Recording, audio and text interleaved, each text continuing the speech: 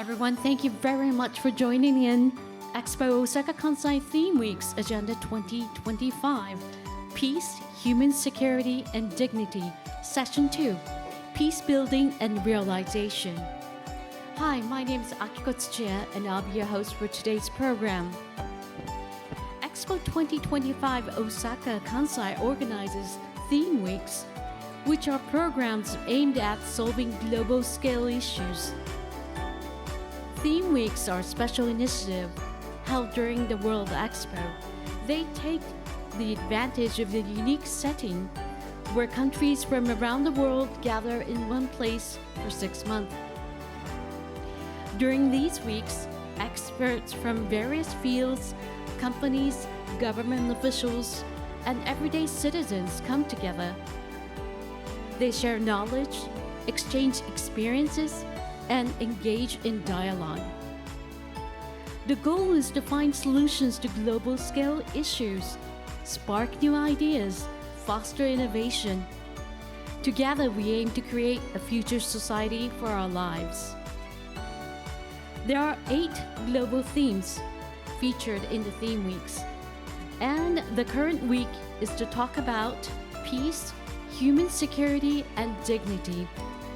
Today's program is Agenda 2025 organized program, and the theme of the session is Peace Building and Realization.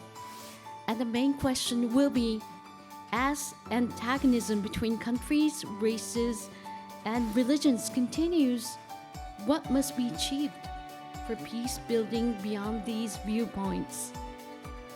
This program is also in streaming at the virtual expo. So, without further ado, I'd like to invite the moderator and panelists to the session. Everyone, please come forward to the stage. 皆様どうぞ大きな拍手でお迎えください。パネリスト、モデレーターの皆様です。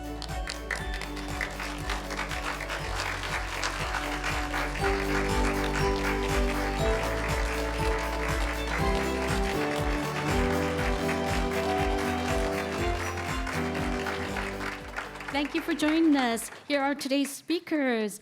First, I'd like to introduce Mr. Tarak Hadhad, founder and CEO of Peace by Chocolate. Would you like to say hello? Hello, everyone. Thank you very much for having me. Thank you very much for being here in Osaka. Also, here's Ms. Pashtana Durrani, founder and executive director of Learn Afghan, an international scholar in residence at Wellesley Centers for Women. Thank you for having me. Hi. Hello, thank you. Also, here's Ms. Ayako Oi, Senior Director, Office for Peace Building, Japan International Corporation. Good afternoon. よろしくお願いいたします。よろしくお願いいたします。And here is Mr. Katsuhiko Himino, Tokyo University of the Art, President and the artist. 日比野です。よろしくお願いいたします。ありがとうございます。And as a moderator, Mr. Norichika Kanye, Professor at Graduate School of Media and Governance, Keio University, Director of ex-SDG Laboratory in the Keio Research Institute at SFC, also a non-resident fellow at the United Nations University. Thank you for your kind introduction. Nice to meet you. よろしくお願いいたします。Thank you very much. We are pleased to welcome you all here in Osaka. Now, I'd like to ask Mr. Kanye, today's moderator, to lead this session. Thank you. First of all, thank you very much for inviting us for this session and also coming to participate in this session for those who are sitting here and also watching over YouTube. Well, as you may all know well, August is a very special month for Japan. A few days ago, we went through 2 big events last week as well. In Hiroshima and Nagasaki, there are 2 cities that suffered from nuclear bomb. And we had a memorial year this year, 80 years memorial from that moment. So it is very timely to have this session on peace building and realization at this expo in Osaka. In addition to that, as many of you have seen in the news media in the past days, climate change is hitting us, which is also very impactful event for our lives. And we have to overcome this moment. And we are also witnessing record-breaking heat waves in Japan.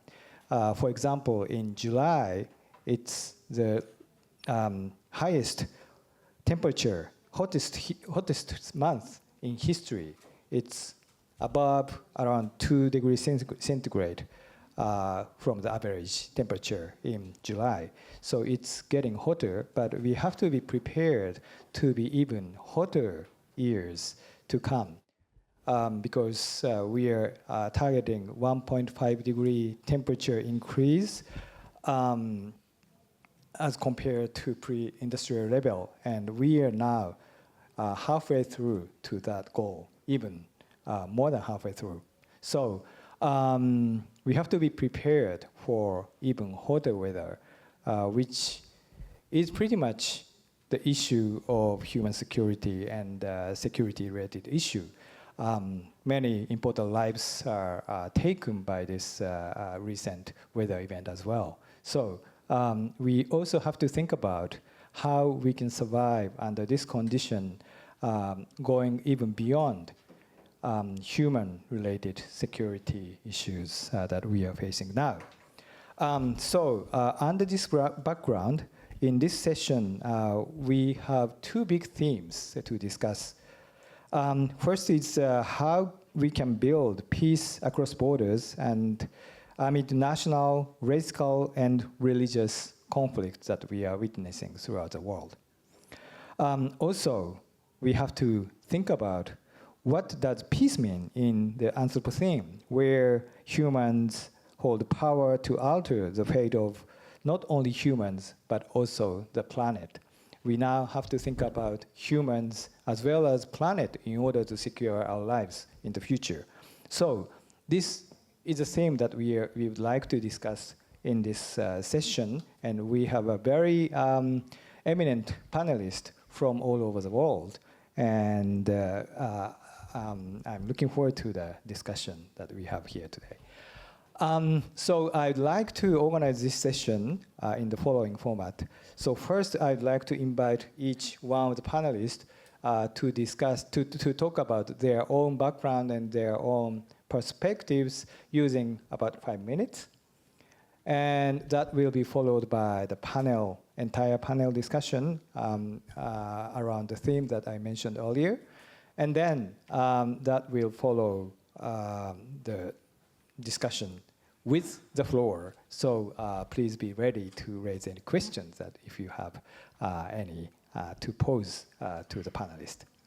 So to begin with, I'd like to invite Tarek to kick off the first presentation. Thank you, Kanye, and hello, everyone. Konnichiwa. Great to be here. Thank you for having me with you. My name is Tarek Hadhad. I am the CEO of a company called Peace by Chocolate. Sorry, I did not bring any chocolate with me here today, but I run that company in Canada. I'm going to tell you a little bit about who I am. My family and I come from Syria. We had a very successful business for over 35 years, since 1986. And then in 2012, during the Syrian war, we have lost our factory. I've lost many of my family members in the Syrian war. And we basically had to flee and lose everything in that war. In 2013, our family had no choice but to leave our homeland. And as they say, you do not leave your homeland unless it becomes like the mouth of a shark. We left our city of Damascus, which is the city that is 10,000 years old. And that actually left us with no chance of survival there, as we lost many of our family members who were kidnapped, who were tortured, and so many of them that they were missing. In Lebanon, we became refugees, and it became my passion to translate the essence of the refugee journey in building hope and inspiration to others. And then I realized that becoming a refugee is not a life goal. It's not a choice. It's not a decision. It's something you go through because you were born in the right place, but at the wrong time. Any of us can become a refugee. And the only difference between any of us sitting here in this room and a refugee or an immigrant is luck, pure luck. And that's why you cannot think about refugees or immigration in the sense of a choice, because there's no choice in that journey. That's why, we spent a few years in Lebanon, and then my family was invited to go to Canada, which is a beautiful country. We were resettled there in 2015, 2016.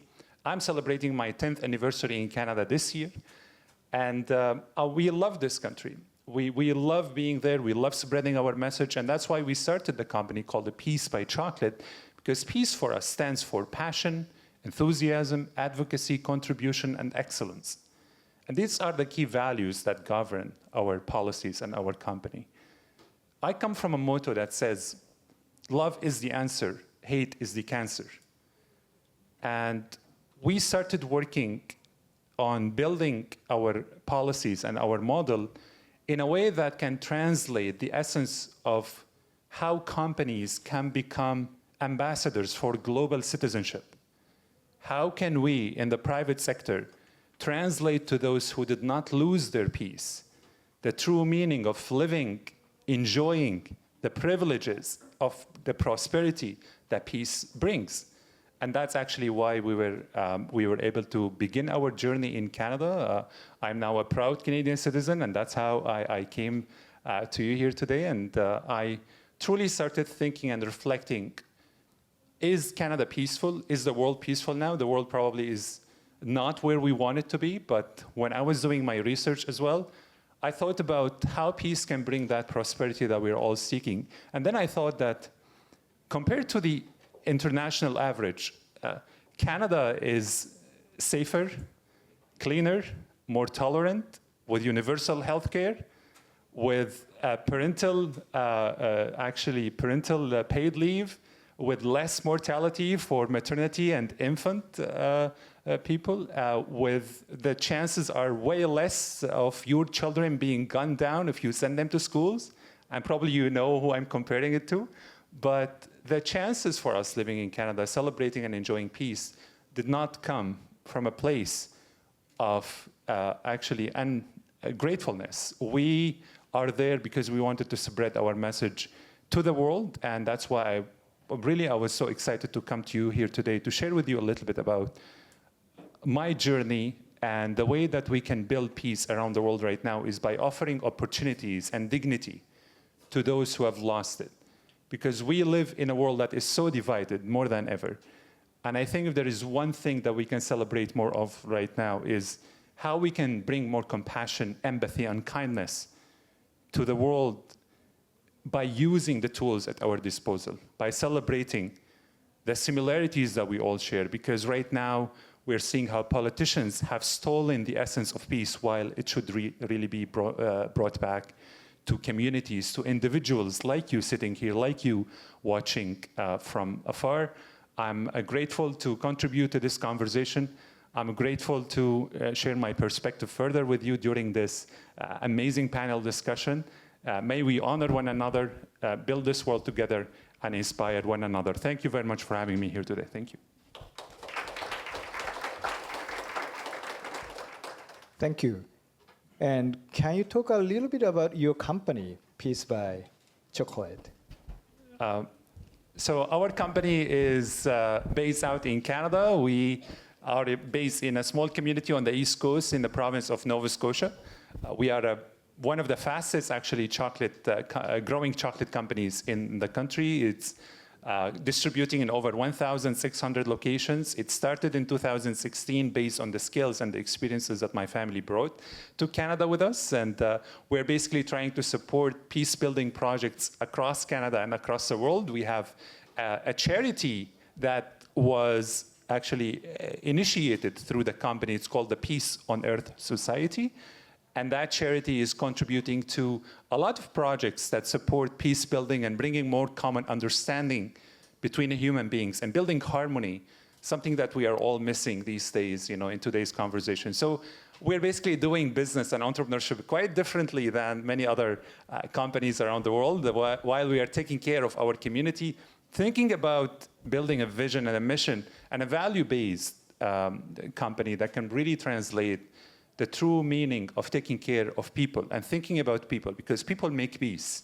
It's not businesses that make peace, it's not politicians who make peace, it's people who make peace. So at the heart of our company, we certainly try to translate a lot of the things that we do. And I'm just gonna tell you that the first actually collection that we have created, it was called the Peace Bars. So what we did is we translated peace in over 24 languages. And we launched our Peace Bars in these languages to celebrate the diversity of our home country in Canada, but also for people around the world to connect with us, because without peace, no one can go to work. No one can build businesses. You cannot raise kids. You cannot do anything without peace. We cannot actually do this panel discussion without it. So that's why it was so important for us to know that peace is not only the absence of war and conflict, it's also about building a brighter future through entrepreneurship, and that's why every product that we make, our products are going to be available in Japan hopefully by next year. So we are quite excited about that. That's a good news for us too. Also, if you want to know more about who he is, there's a film called Peace by Chocolate. And I just found out that there's a film. And the person who is in the film is quite similar to him, but it's not him. So please not be confused, but it's the film about he and his company, right? The guy is a little bit more handsome than I am, though. So.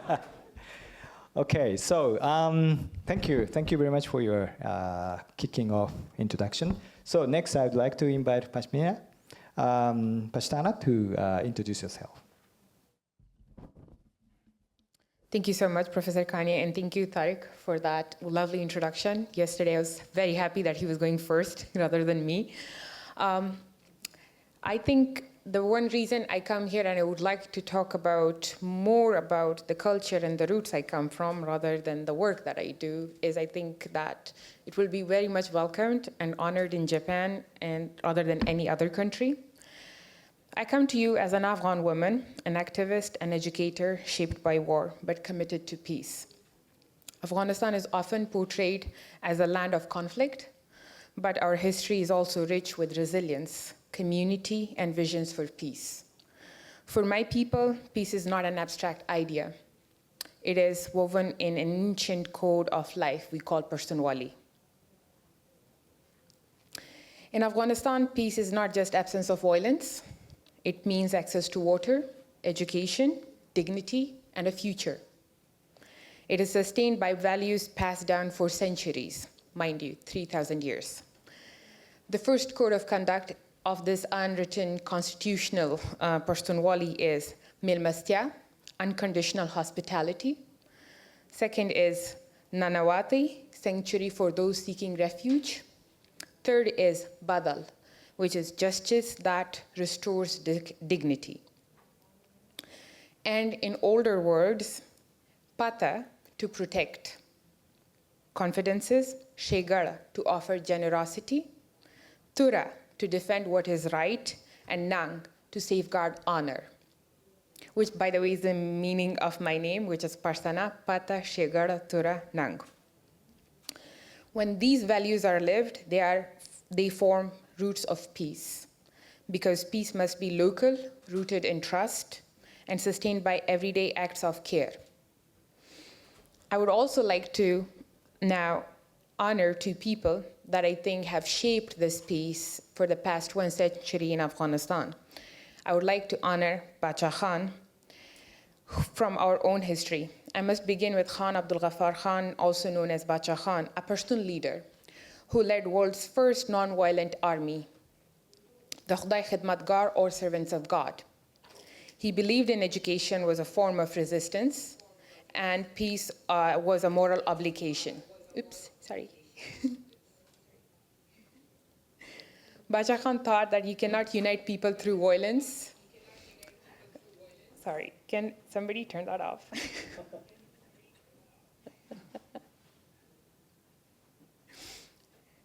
Bacha Khan thought you cannot unite people through violence, peace alone can unite.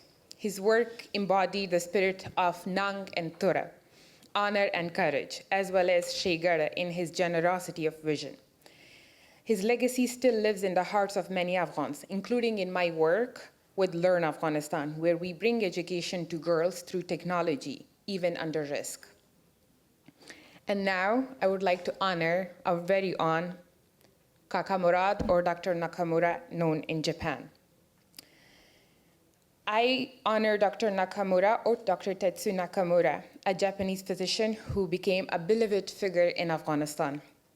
He once said, "A doctor treats patient, but a village without water causes 100 times more sicknesses." He shifted from medicine to sustainable development, reviving ancient irrigation systems in Afghanistan, planting millions of trees, transforming deserts into farmland. Dr. Nakamura didn't just build canals, he built hope. His work proved that development is the most powerful form of peace building.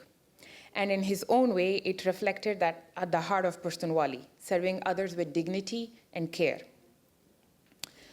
Today, our country faces gender apartheid, conflict, climate crisis, yet we still act, we still teach, build, and plant.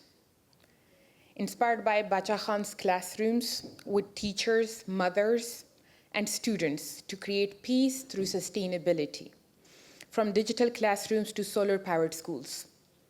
Our advocacy isn't about grand gestures. It is about ensuring a girl in Helmand has the same right to learn as one in Hiroshima. And in doing so, while holding fast to the values of hospitality, justice, courage, and revenge. Afghanistan and Japan are different in history, but similar in spirit.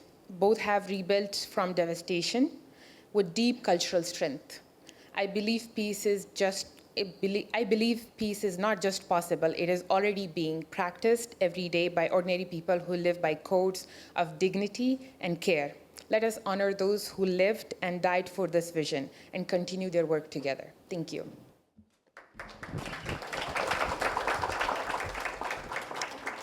Thank you.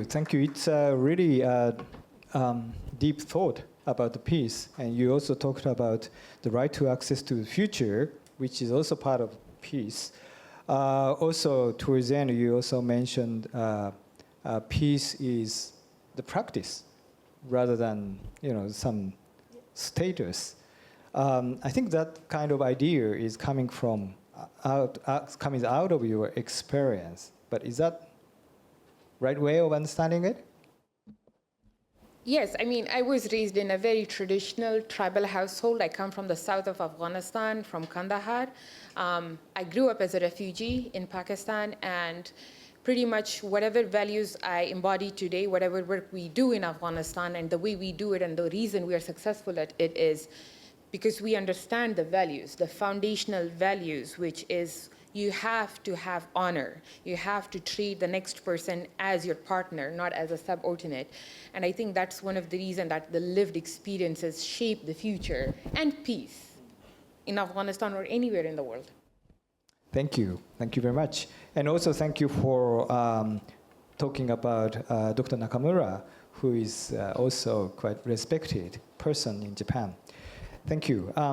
Next, I'd like to invite Ms. Oi to give the first talk about your experience and yourself. Thank you very much, Professor Kanye. Good afternoon once again. My name is Ayako Oi. I work with the Office for Peace Building at Japan International Cooperation Agency, JICA, which is an implementing agency of Japanese official development assistance. Personally, I have experience working in different conflict-affected countries, including Timor-Leste, Afghanistan, South Sudan, where I have been posted in my career. Actually, I started my career as a journalist, but I had the chance to interview a young, dedicated Afghan woman who was working in an education NGO, and I decided I really wanted to work with someone like her, and decided to get involved in the work of peace building. So I'm very happy to be speaking together with Ms. Pashtuna today. JICA, we operate in 145 countries and regions across the world in 20 thematic areas, including peace building. Our vision is to build peaceful and just societies without fear and violence. Here, I want to emphasize that the absence of fear and violence alone is not enough, but the society must be just, fair, and inclusive in order to have peace. I would like to introduce a few core principles of our work. The first and foremost is human security. How many people in the audience today have heard of the word human security? Can those who've heard of the concept raise your hand? Thank you very much. Quite a few people. Compared to the normal security, human security, as you can see from the word, puts people at the center. It is a concept in which all individuals are entitled to be free from fear of conflict, crime, natural disasters, or infectious diseases, and to be free from want, such as poverty or lack of education and health. Also, it aims to create a society where people not only survive, but can live with dignity, meaning people can develop their capabilities and realize their full potentials. So in order to achieve human security, we take two approaches: protection and empowerment. Protection, meaning protection by the government to its people, is a top-down approach. And empowerment, meaning empowering and building capacities of people and communities, is a bottom-up approach. We also believe that trust is the key element of building peace. I would like to ask the audience to please imagine your close relationship with someone. It could be your family, your friends, your co-workers. What is it that is between you and that someone? It could be love, it could be friendship, but I think there is a feeling of trust. On the other hand, what do you feel when you are around people who you cannot trust? You may feel unsafe, and you don't feel like you can talk to that person in an honest manner. So we work with governments and communities to build this trust in societies affected by conflict, so that people feel safe and can have dialogue and understanding of each other in order to prevent and to resolve conflict and to be able to live in peace. So how do all these concepts and principles that I just explained translate into actual work on the ground? And I would like to show a few examples.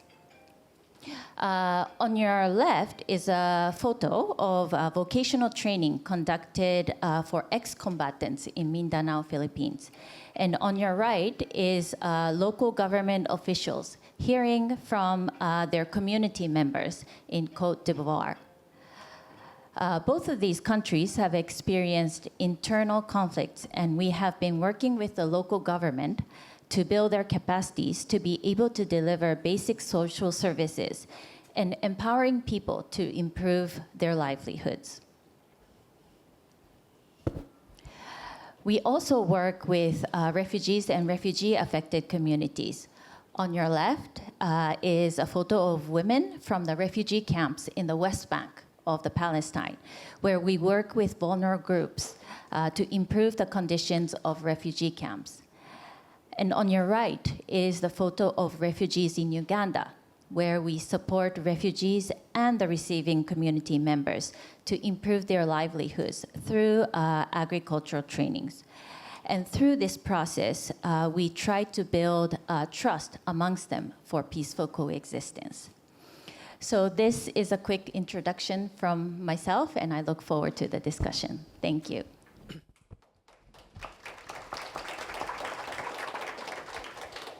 Thank you, Oi-san. You talked about one principle that JICA and I think it's also Japanese foreign policy holds for a while, human security. One of the things that we would like to discuss in this session is how we can build security in terms of nation states, role of nation states, but also in terms of role of human beings, citizens, and talking about both macro level and micro level is quite difficult but quite important in peace building activity especially. And you also talked a little bit about your experience in a concrete manner. I am quite looking forward to discussing further on what you are doing, which is, I think, both related to your former speakers. Thank you. Next, I'd like to invite Professor Hibino, who is, many of you know, a well-known artist, but also he's the president of the university now. So, Hibino-san, よろしくお願いします。はい。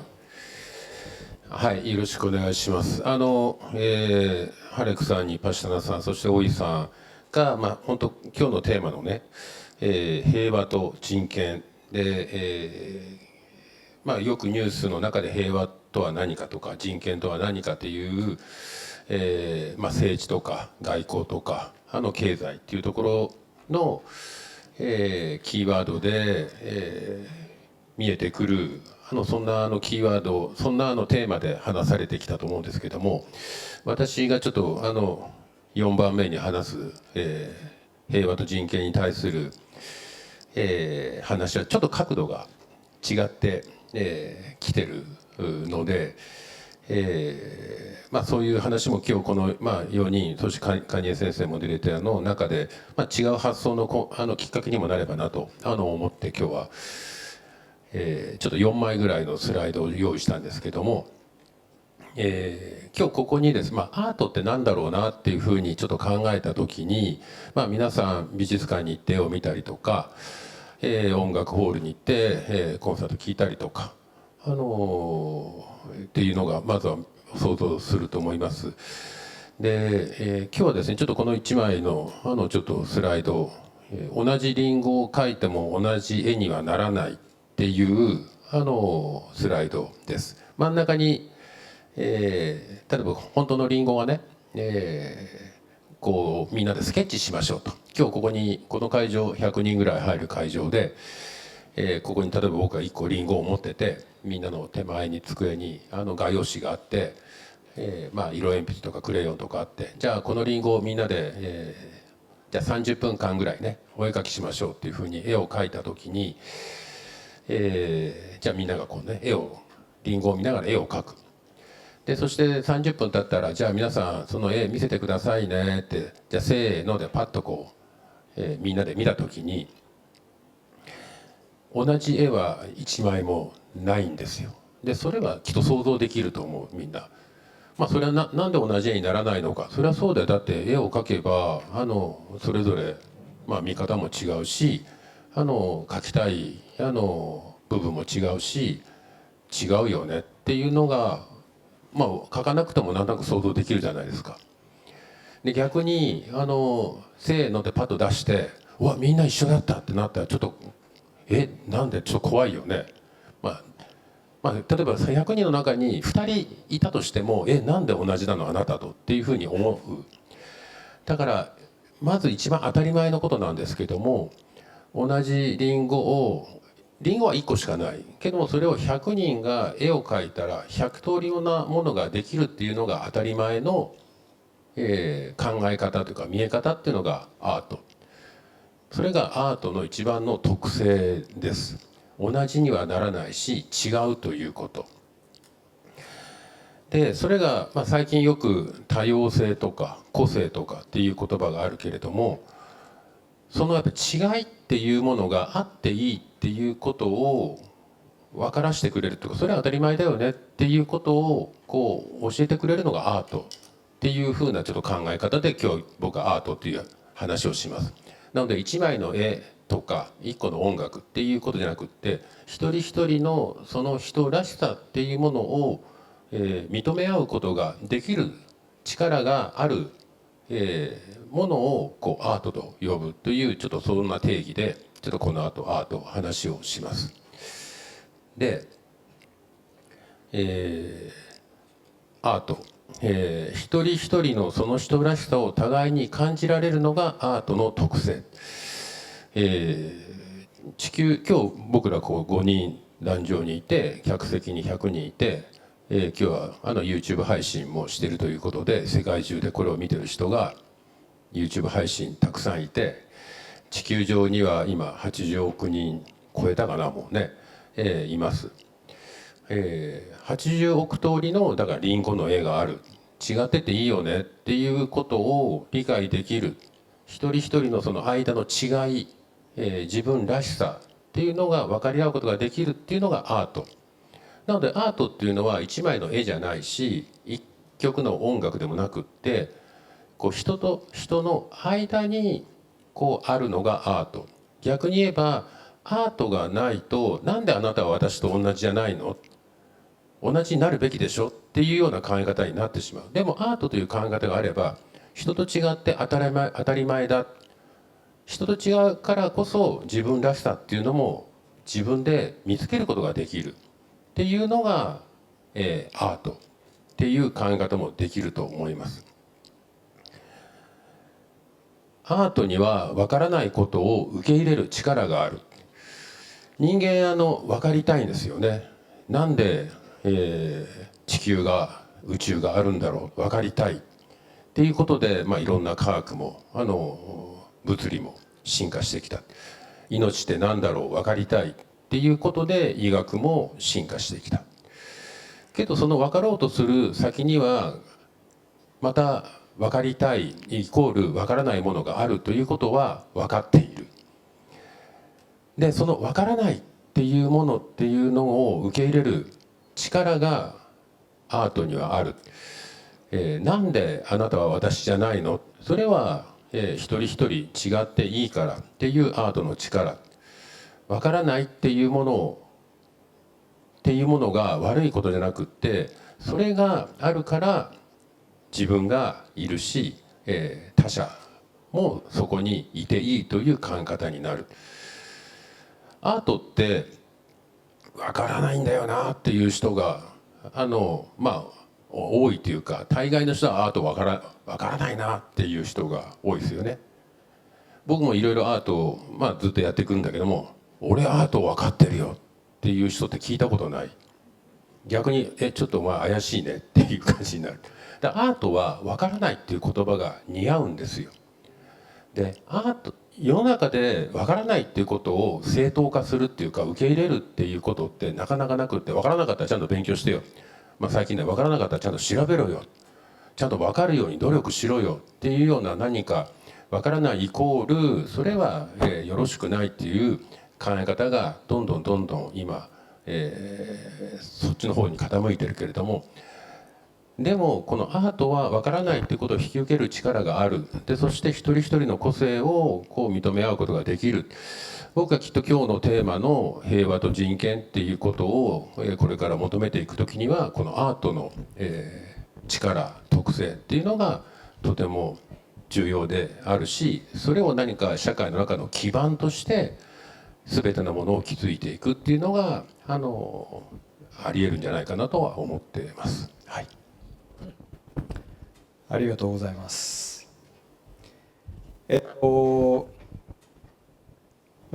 違うということがあるからアートがあるというか、アートだから違うということが大事だというふうにおっしゃったんですけれども、同時に今こういうものがあると同調圧力が結構来たりして、で一回調べると同じような情報がどんどん入ってくるような状態になってるんですけれども、そうするとそういうものとの関係はどういうふうに考えればいいんですかね。それはアートじゃないような同調して同じような風にしていくっていうのは今の定義だとやっぱりアートじゃないアートな方向に行かないっていうようなことになるのか、だからこそアートが大事になっていくのか、なんかそのあたりは。同調とか最近競争、共に作る競争とか共にっていうキーワードって本当すごく社会の中にたくさんあって、いわゆるいいね、承認するで、否定しないっていうのはそれは違うよっていうのを言いにくい時代、でもアートっていうのは排除はしないですよ。違いっていうのは当たり前。例えばここに、5人いて、5人が赤色っていうのをそれぞれイメージしようよって言って赤色をイメージすると、大井さんは大井さんの赤色、パシタナさんはパシタナさんの赤色、ハレクさんはハレクさんの赤色、カニエ先生はカニエ先生の赤色を思い浮かべるじゃないですか。でもそれが例えばすごく夕日の赤色だったりバラの赤色だったり、やっぱり赤色違うんですよね。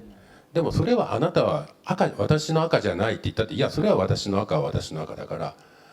なので排除はしないけどもそこにいていいっていうことなので、同調っていうのと競争っていうのは自分をなくすことじゃないし、自分があるからこそあなたの赤色がある、5人のそれぞれの赤色があるっていう。でもそれは全員同じ赤にならなきゃダメだよねっていうのは同調でもない競争でもなくって、一人一人のその少しずつのズレっていうものがあるからこそ色合いとかっていうものができて、より深い赤の理解ができてくるっていう。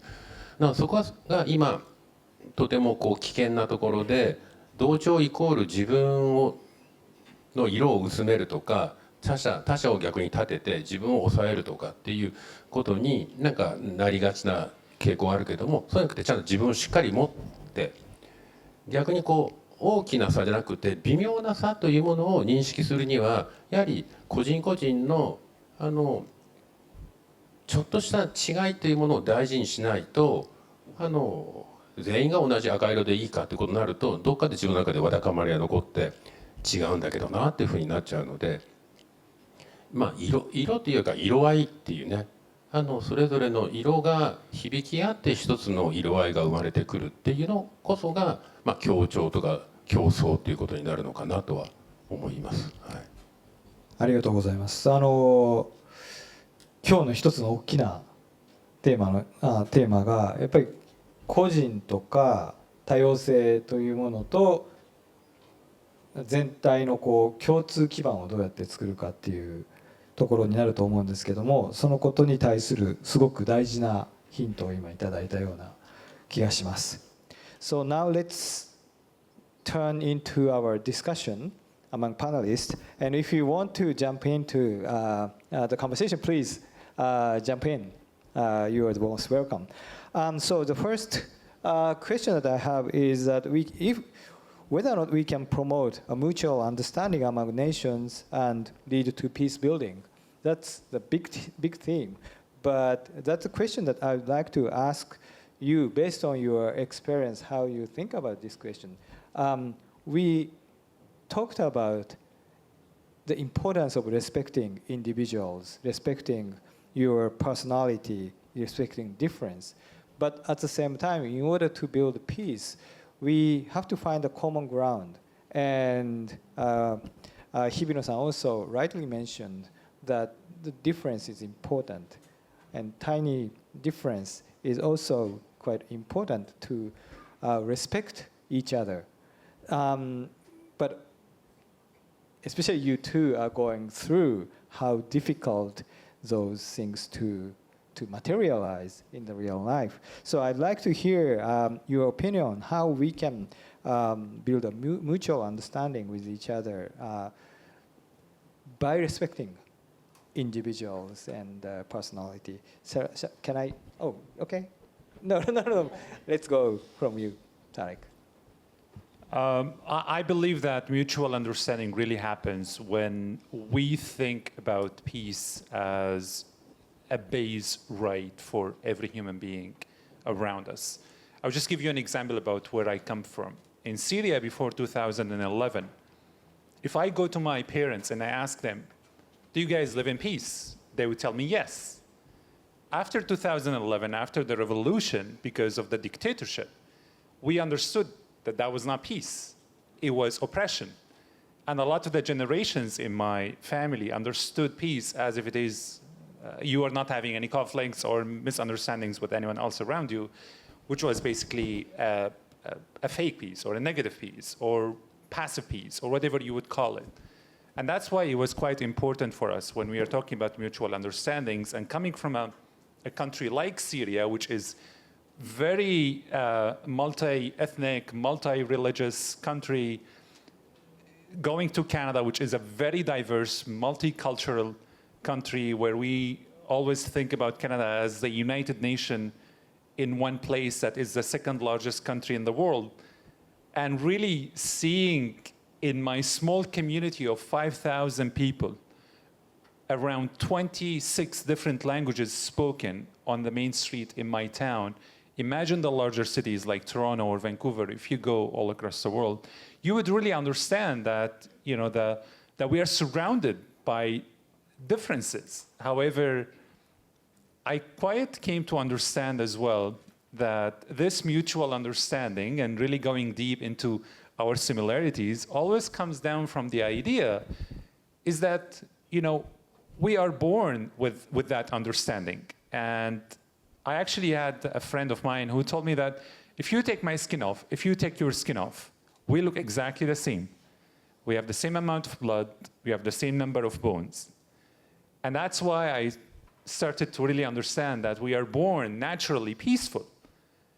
And peace is born with us, but hatred is taught. And now that hatred and anxiety and division needs to be untaught and unlearned. And I think it starts from each and every single one of us really to contribute to that mutual understanding and really reaching that common ground that I think nations can learn from. We probably, as individuals, we sometimes feel helpless, but we cannot feel hopeless. If we come together and really build these people-to-people relations, I think that's where the magic of peace is going to happen. It's not going to happen by those leaders or politicians that they are always fueling on these divisions or differences between nations just to grab a few votes here and there.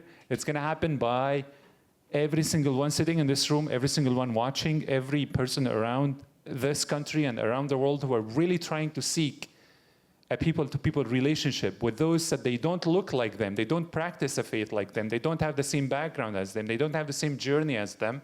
And I love that the concept of art, which is really a bigger, a kind of translation and a bigger kind of image of the true meaning of translating our differences in a beautiful way and coming together at the end towards the same destiny. As human beings, we all have to come down to the conclusion is that as human beings, we're always seeking the same things. We all want to be happy, we all want to be fulfilled, and we want to live in a place where we feel like we belong. And if you translate these three things, actually you're going to reach that magic recipe of peace. And I love to talk about recipes and ingredients based on my background, but I really hope that we can all come together in a way that we can translate our differences to experiences that bring us together. So why do you think it is possible in Canada, but not possible in other countries? Do you have any? I'm only 10 years in Canada, and I try to really understand as I traveled from different cities and different provinces and different parts of the country. As you know, Canada is the second largest country in the world. And we came to become a country because we have the faith and the belief that, we can be a country of democracy, of respect, of decency, of fairness, of justice, of human rights. We can celebrate our individualism while we still become diverse and multicultural and bring people from all corners of the world to have their opportunities and Canadian dream translated. One of my favorite things that I've heard since I came to Canada is someone who told me, that Canadians are born everywhere. It just takes them a little bit to get there. So it means that Canada is already built on the idea that we are welcoming a lot of people from around the world to come and live and experience the true Canadianness. We're not perfect by any means. We have our own issues. And as I remember a few years ago when I got my Canadian citizenship, I said that I did not only sign up to Canada's excellence, I also owned its mistakes and failures. And no country on earth is perfect. But as individuals, as long as we own to the mistakes that our country did in history, that's, I think, a good start towards making good with your past and towards having a more reconciled future with those around you. And as a newcomer to Canada, I also practice the art of listening. I think right now, every single one of us should practice listening more than talking to other people about how they should have their own lives or lecturing them about how they should govern their countries or build their democracies or what values should they have. Should they be more welcoming? How many immigrants should they welcome in their country? How their foreign policies are being impacting in nations across the world. I think right now we need to listen, and we need to listen to those that they are struggling because of these misunderstandings that are being implemented. So Canada actually is doing some great things on the world stage while also focusing on this global development. And if you think about the Canadian brand in general across the globe, you would really see that it is positive in general, that people really like to be associated with that brand. And that's why my family and I, we are quite fulfilled and happy that we belong to a country that is truly respected and that is governed on the basis that human rights are really something to be cherished.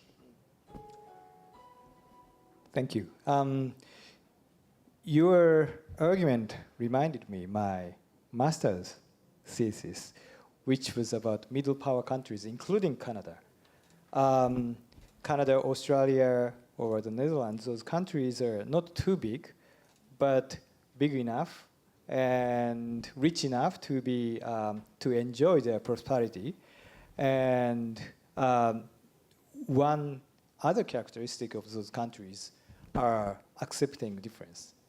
And that is because they are not so big, so that they have to work together with other countries in order to survive. So that's, I haven't thought about that for a while, but your argument reminded me of that discussion.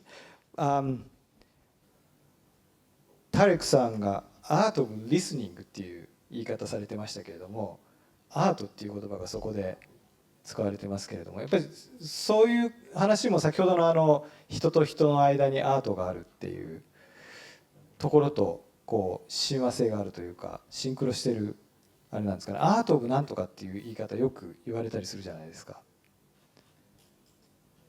アートとなんとか。そう、アート・オブ・リスニングとかアート・オブ・なんとか、そうですね。というのがやっぱり背景にあるんですか。アートはこう人と人との間にあるハーモニーを生み出すものだみたいな。こうさっき分からないものを引き受ける力がアートにあるっていうのがあって、アートって誰が作ったのっていうことも考えることがあるんですよ。人間が、結論から言うとアートって人間が作ったものじゃないんじゃないかなという過程としてね、考える。だから人間が作ったものってやっぱり、どうしてもなんだろうこう、その人が作ったものの基準で作るから、違う人から見るとなんか違ったように見える。でももっと言えばちょっとこう怪しい言い方になるかもしれないけどもアートがあったからこそ宇宙が生まれ、宇宙ができて人間が生まれてきたみたいな、もし考え方をしたとしたら、アートっていう何かこう分からないものを分かりたいっていう、その一番元のエネルギーっていうものがあって、なんかこう宇宙みたいなのが生まれて、生命体の地球が生まれてきて、で人間が生まれてきたっていう。だからなんかこう人類というかもっと宇宙共有の大元のところをみんなが求め合えれれば、今日のテーマで言うと平和というものもね一つの軸で考えられるんじゃないかな。なのでアートが僕ら勉強すると西洋的なアートとかアジア的なアートとかアフリカンアートとかっていう地域の中にあるアートっていう勉強の仕方をするけれども、それって、気候とか地形とか風土で変わってくるわけですよ。ちょっと話が飛ぶけども、僕は障害者自閉症の子たちの施設に行くとですね、南米の方に行ったんだけども、自閉症の子たちっていうのは自分にこもるので、コミュニケーション、社会的なコミュニケーションを、ちょっと取るのが苦手。でもそうなってくると何が起こるかというと、南米のアルゼンチンのブエノスアイレスの自閉症の施設の空気感と東京の施設の空気感と同じなんですよね。南米って南米らしい音楽がありアートがあり街並みがあったりするんだけども、自閉症の施設で起こる喜びとか悩みとか、ケアをしている施設の人たちの動きとかっていうのは地域性がないんですよ。僕らが言う地域性っていうのは、地形的な地域性だけども、逆に僕それはもう人間っていう一人の地域っていうものが共有してるんじゃないかなっていうふうにちょっと思った時があって、なのでアートっていうものも地域性の音楽とか美術っていうものじゃなくて、アートっていうのは本当一人の人間の根源的なところ生まれてきて、一人のオリジナリティっていうものを持って生まれてきて、そして、命もそこで終わっていくっていう、なんかその地域性とか、その国とかっていうそのサイズ感じゃなくって、アートっていうものは本当個人個人の中にあり、それを築くにはやっぱり他者とこの連携がないとか対比がないと自分が見えてこないとかアートも見えてこないっていう。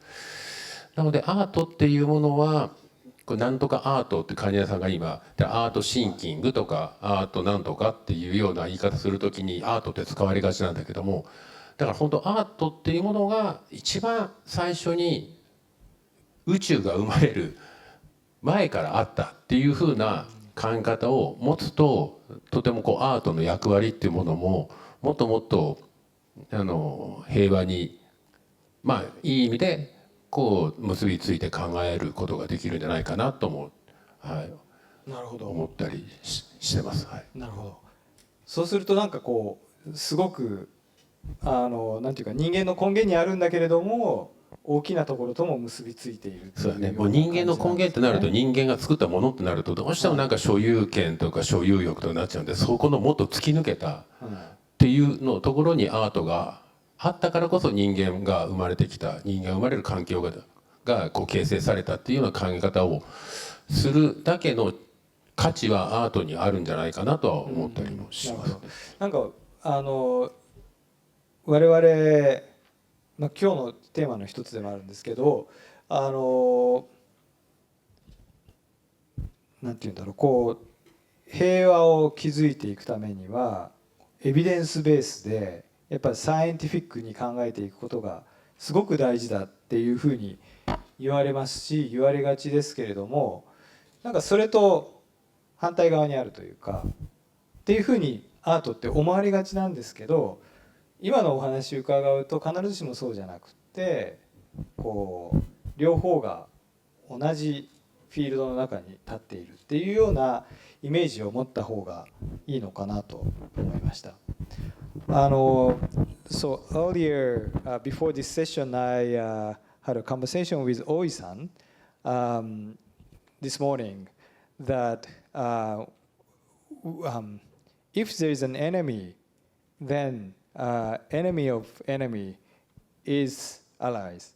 So we had this conversation this morning. So if there is a bigger enemy outside, then we tend to learn the way to cooperate with each other.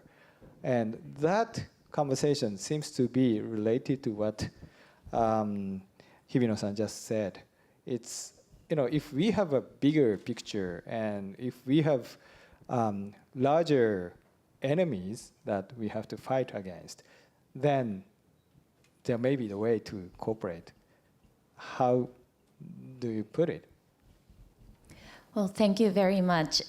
The conversation we were having this morning was on how we can create mutual understanding or a mutual framework in this very difficult, challenging world today. And I had this question for this panel discussion, and I was very confused or could not come up with the right answer. I mean, it's very, look at the world right now with so many conflicts happening around the world, and it's very difficult to come up with mutual understanding or mutual framework. Because of my work, I have the opportunity to speak to people from different countries in the government, at the managerial level. And all the people that I meet want the well-being of its people and peace and prosperity for the country. However, so they are aiming for the same thing for their people and for their country. But when they come together as international community, interests of those each country tend to conflict and could not come up with a mutual understanding or the framework. So then I was having this conversation with Professor Kanye this morning, and I was thinking maybe we need a mutual interest, a common interest, where all countries, regardless of the political system or the religion, can try to achieve together. And we were saying that maybe, for example, this very global issue of climate change, maybe one of the common interests for all of the countries in the world. And that's the big enemy we were talking about. Maybe if we have the big enemy, for example, the climate change, maybe all the countries can come together and try to work together to tackle this problem. I think there is already a window for such opportunity. For example, I visited Kenya this June, and Kenya and countries, the neighboring countries, are facing the impact of climate change at the moment. There are people who are, who are fighting over resources such as water, and people are being displaced. So countries such as Kenya, Uganda, South Sudan, they are coming together and trying to come up with a framework how to tackle this problem together as a region. So if we can have this kind of sort of dialogue or the framework being expanded to the international community, maybe all the nations, regardless of our differences, can work together to tackle a bigger problem, a bigger enemy. Thank you. I think that, yes, please jump in. I actually just thought, as we were talking about building, this relationship between nations, and I thought about the individualistic approach to this. So, who's here from Osaka? Raise your hand if you're from Osaka. Anyone from Osaka? We have a gentleman in the back. Anyone here from Tokyo? Do you know this gentleman in the back from Osaka? If you and him were in Paris, and you came across each other, and you would say, "Oh, hello," and you would say, "Hello," or like, well, "I don't know you, but where are you from?" Or like, "I'm from Tokyo," or like, "I'm from Osaka." And then you would tell him, "Oh, I just arrived here yesterday." You would ask him about the best restaurant to eat at. Whatever he tells you, you would trust him, because you were like, "Oh, we are from the same country," right? And that's why, we as human beings always try to seek commonalities in our closer circles that we try to enlarge every single day as our life goes by. So when you don't know everyone from Osaka, you don't know everyone from Tokyo, but if you go across the world and you meet someone from your country, you instantly build this relationship, you build that bond. And sometimes you become best friends actually in that country, and you would keep in touch because you trust your judgments, you would give advice to one another. And the only reason for that is that we seek safety through our common known practices and our closeness to the other person.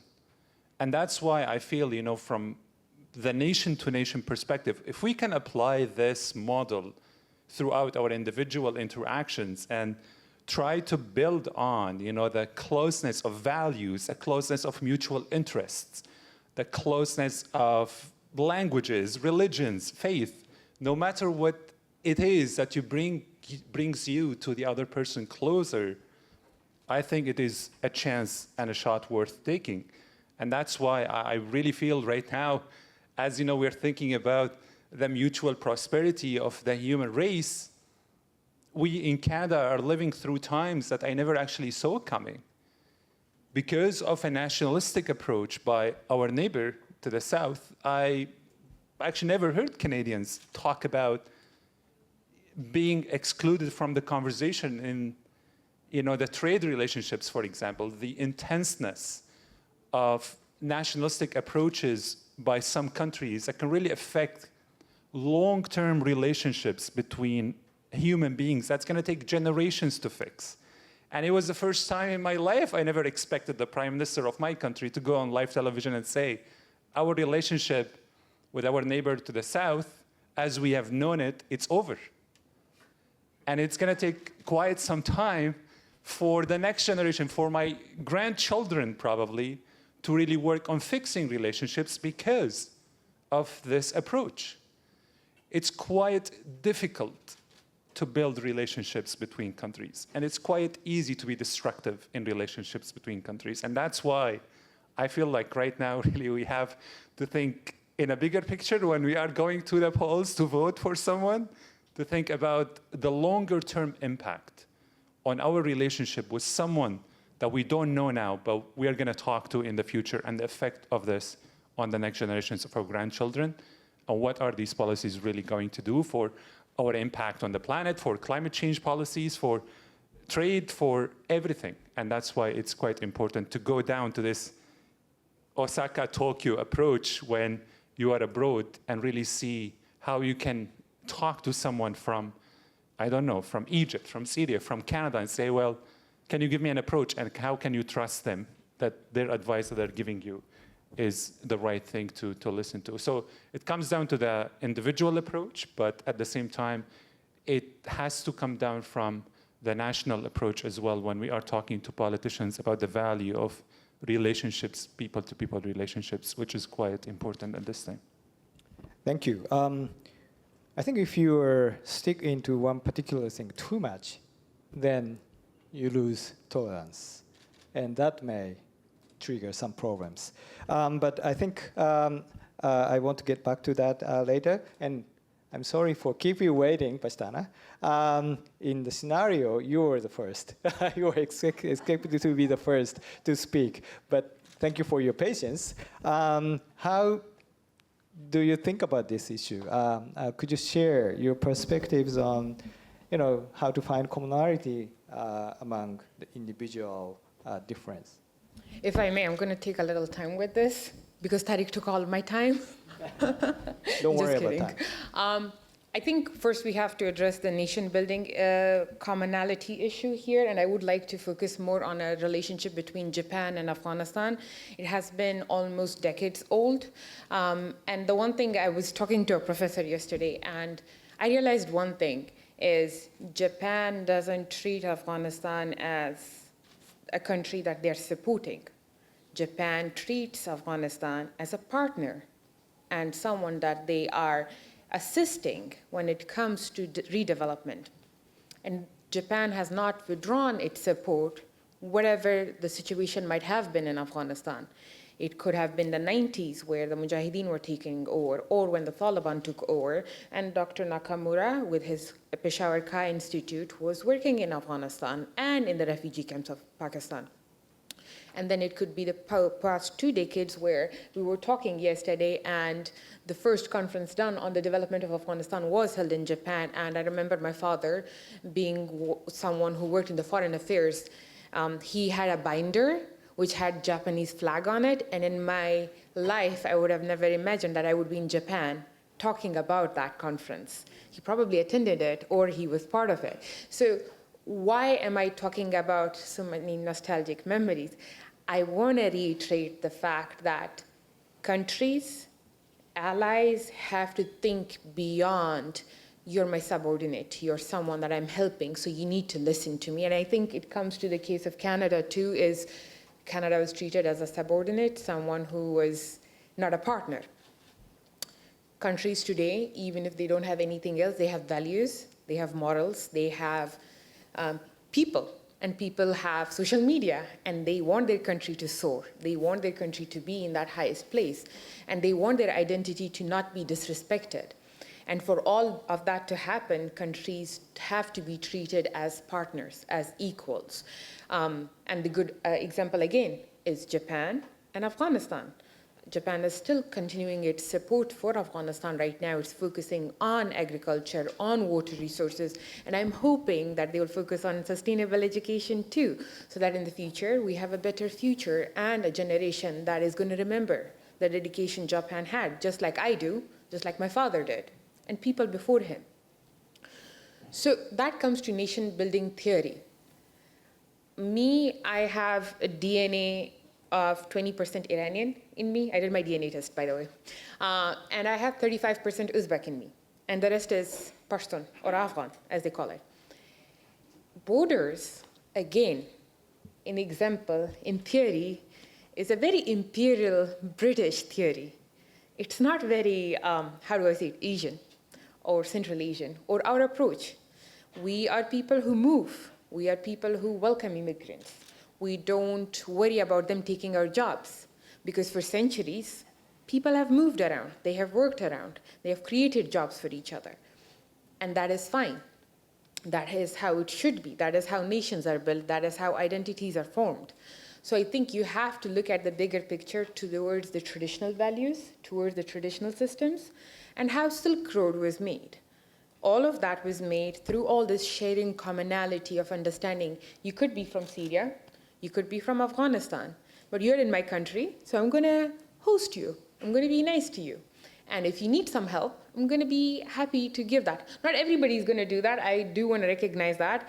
But all in all, I have been in the US, and people have been generous, and I was telling you about this. They have opened their doors. They've given me their scarves because I didn't have a scarf. There was time where I was a refugee. I had friends who would share their lunch with me. Not that I didn't have lunch, but I didn't pack that day. But the point is, humans to the core want to be nice, want to be kind, want to be empathetic.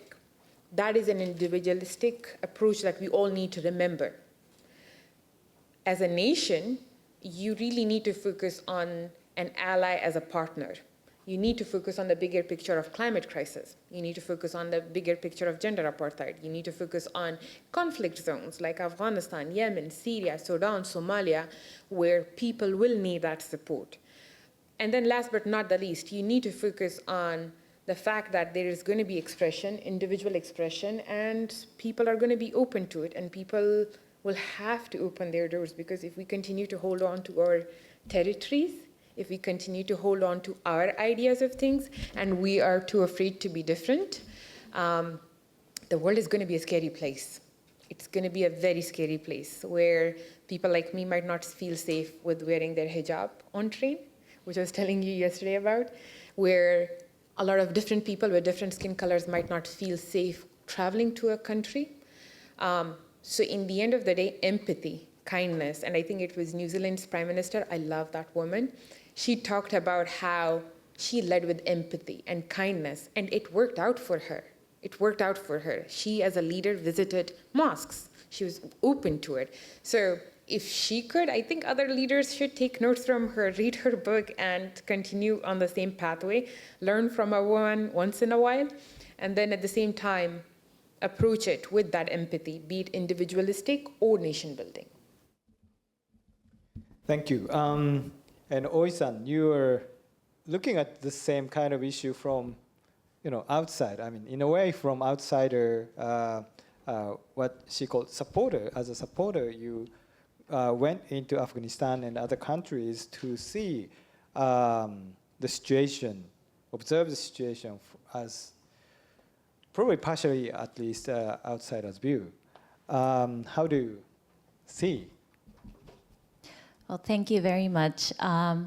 I'm very glad that you mentioned that Japan sees Afghanistan as a partner, and that is very right, I think. With all the countries that we work with, we see them as our partner. So although official development assistance is called assistance, JICA is Japan International Cooperation Agency. It's not assistance agency. It's a cooperation between us and our partner country in partnership. The reason is, there are things that as a Japanese we can bring in, contribute to. However, when it comes to peace or development or any of the important issues in that country, the people in that country knows best. You mentioned about the traditional values. You have to take into consideration the history, the values, the culture, the things that you cannot really put everything in words and grasp. And I think that is especially true when it comes to peace building. It has to come internally. So as a Japanese, as JICA, I'm fully dedicated, committed to support peace building in Afghanistan or Syria. But what is right, what should be done, has to be decided by the Syrians or Afghans themselves. And we should be ready to support that decision. And is that also part of the human security concept that you mentioned earlier? Yes. So the human security that I explained was the concept of people living free from fear and free from want and living with dignity. I think the part of dignity, it relates with that culture or the history in the country. So what is dignity? What do you need to have a dignified life in your country? I think it's different from culture to culture, from society to society. So as JICA, we do support the realizing human security, but what kind of human security, what kind of society the country wants to realize has to come from the people. Yes, please. I think you also have to realize coming from a country, I really do admire words like that and statements like that, because it also, looking at our country, and one thing I have learned is, in order to receive something, you have to lose something. You have to lose some certain values, rules, traditions, things that you might have held dear for almost 3,000 years, because it's part of national security plan or national interest or public interest or whatsoever. I think, again, the approach with dignity, for me to receive this, I don't have to lose my hijab, as an example. For me to receive water resource assistance, or for me to receive you building schools for us, I don't have to introduce Japanese curriculum into Afghanistan, right? I still have the right to teach my Afghan curriculum. And I think we have to realize that. We have to approach that when it comes to nation building, not only in Afghanistan, but it applies to all post-conflict or current conflict spaces, that nation thrived at some point. That nation has its own identity, and that nation has the right to sustain, contain, and progress in those values and systems without losing that because you're helping them or supporting them for this amount of time. And I think it has to be said out loud again and again to the international community for them to understand and sit with it and reflect with it that you cannot force countries into doing things for you just because you're helping them. Thank you. Well, there's one more thing that I would like to ask to Oi-san, which is about how you see people, as we are talking about people. Both Pashtana and Tariq has, to my view, positive thinking about humans. They, told us that humans trying to look at positive side and trying to be nice to people, be kind to people. But at the same time, conflict happens, and there's a war taking place even right now. So how do you see the people? Because the approach that you're taking, and also Japan is taking, is human-oriented. So I'm curious to learn how you see people if you have the similar perspective as they are, or you have different. Thank you. Basically, I share the same views as Tariq and Pashtuna. I think, in my opinion, and based on the work that we've been doing, I think the reason for all these conflict, one is the lack of trust or lack of dialogue in that community. Previously, I was discussing this mutual understanding between nation states, at the macro level. But actually, if you look at the conflicts, armed conflicts that are happening today in the world, most of them are internal conflicts. It's, the wars, the conflict between nation and nation is very few. Actually, a lot of the conflicts are happening internally within the same country, within the same community. So why is that so? There shouldn't be so many differences between them, right? But there is always difference in any of the communities that we live in. For example, even in Japan, there are women, men, others, adults, children, youth, elders, people with disability. And when you look at communities that are prone to conflict or affected by conflict, you have more diverse groups of people. Let's say victims of conflict, ex-combatants, people who fled the conflict, who stayed during the conflict. There are refugees who came from another community. So in any of the communities that we live in, even in Japan or in any of the conflict-affected communities, there are diverse people living there. And I think we need to, first of all, start to know each other. Tariq said about listening. I think the first step is listening to each other, understanding each other, and then building the trust amongst those people. I mentioned about the mutual interest at the first part of the presentation, but I think not just talking to each other, but working towards mutual interest will also create trust. For example, in the countries where we work, we support community-level activities. For example, refugees and community members working together for agriculture, rice production, or victims of conflict and ex-combatants, refugees working together to build water facilities in the communities. So, working towards the same interest, something that all of us need, I think will facilitate dialogue and eventually mutual trust that can lead to stability or the peace in the communities. I hope I made sense. So, are you agree? Do you agree? How do you think? Well, lack of trust, lack of dialogue is kind of root causes for breaking peace. How do you think? each of you? I think I agree that lack of trust is something that does bring in a lot of conflict. I think looking at, again, at my own country, there is a lot of internal conflict, not as much external. Well, some with our neighbors, but again, very internal.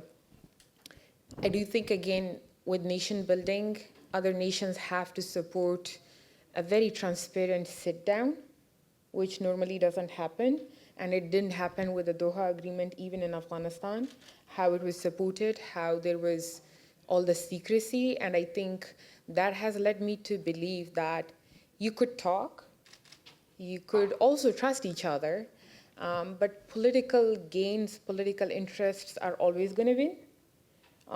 And who your allies are when it comes to political gains and political interest is something that you need to be very active about and ensure that you have right people rooting for you in rooms where you are not.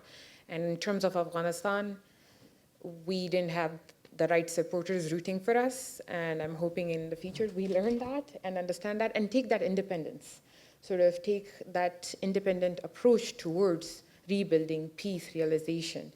So trust is good. It's a very good first step, but it has to be a representation in rooms where we are talked about, but we are not the ones talking about us. I hope I'm making sense to you. I totally agree with Oy. This is something that I've thought about for a while, and there's a concept that is called the removal factor. So I was taught by my mentor that when you're talking about happiness, for example, when you go to someone and say, "Are you happy?" Some people would say yes. Raise your hand if you're happy. At least we have a few here that are happy. When we think about happiness, it is the default position. It's the default thing, because what you want to do to make people happy is to remove the unhappiness, to remove the sources and the factors and the reasons that is causing a human being to be unhappy. When you go to a baby and the baby is crying, you take the unhappiness source of it, which is the hunger or something that is, bothering the baby. You take it out, the baby would smile again, would be happy. Happiness is the default. Peace is the default. Trust is the default. We just need to take all of the sources and the reasons for the unhappiness, for the unpeacefulness, for the mistrust between individuals, between human beings, between nations. And I think we can achieve that long-lasting trust between one another. Trust is very fragile. It's actually, trust is more fragile than peace itself. You can lose, you can build trust based on 99 reasons. You need to get the 99 reasons, and you can lose it for one reason.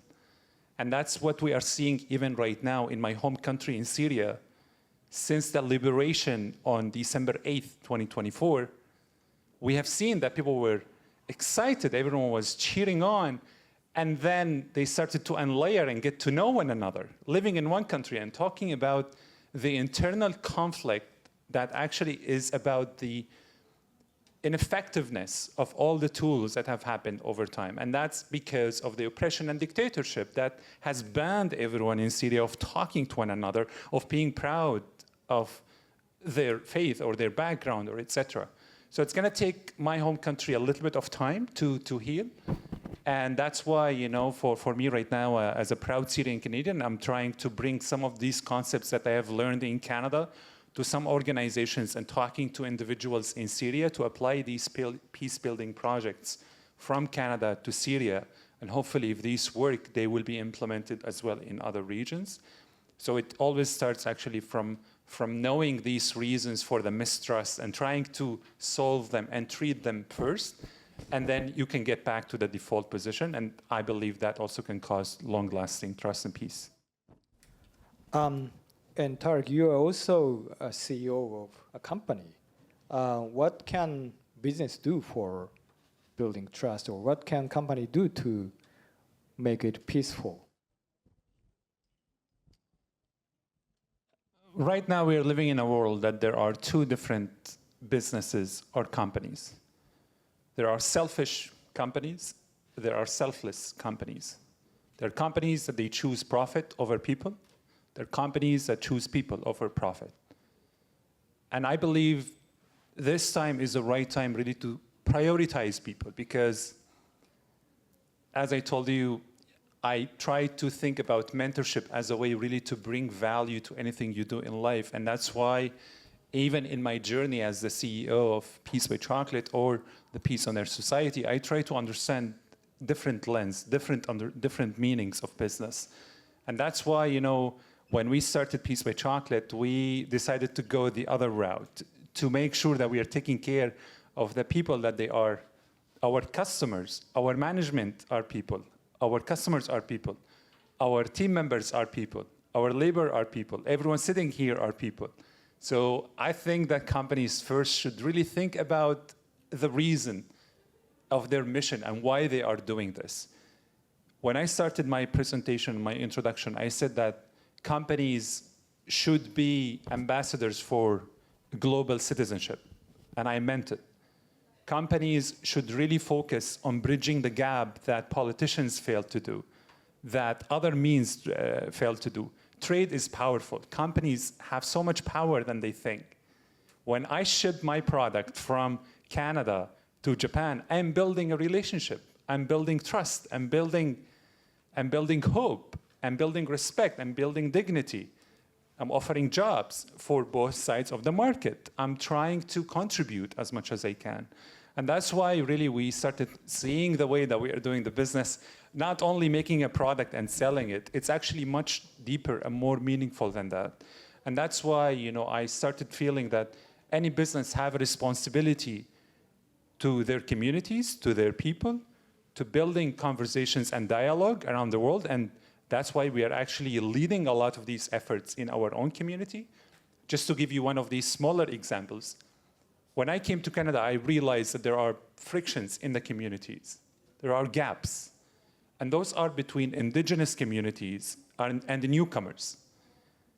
So Canada is 157, 158 years old, and there are indigenous people before Canada was formed, and no one talks about them. When I came to Canada, they gave me this booklet that is called Discover Canada, and I started learning about Canada and the history of Canada, but there was a little bit said about indigenous people, about those that they were there before Canada was formed. And there's been always these frictions and mistrust between, you know, the communities, between indigenous communities, and between the provincial and federal government. And that's why when our business was formed, we tried to play a role in building reconciliation. And that's why we started a campaign called NITAP, which means peace and buddy and friendship in the Mi'kmaq language, in the indigenous language where our factory is located. So what we're trying to do with that small example is just try to translate to indigenous communities that we did not come there to take away anything from the land. We came there to contribute, to advocate for that value. And we also, again, trying to go to the root causes of any frictions in the communities. And that's why any business right now can do magic when they use their platforms of leadership to transform their communities to the better.